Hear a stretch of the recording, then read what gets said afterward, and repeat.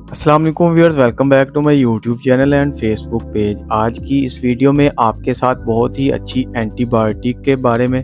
Review करूंगा जिसका नाम है एविलोक्स 400 mg को किन किन कंडीशंस में इस्तेमाल किया जाता है, इसको इस्तेमाल किस तरह से करना चाहिए और इसके क्या क्या साइड इफ़ेक्ट्स हो सकते हैं, इसके बारे में कंप्लीट रिव्यू आज की इस वीडियो में आपके साथ शेयर करूंगा। एविलोक्स की फार्मूलेशन को हम देखें तो इसमें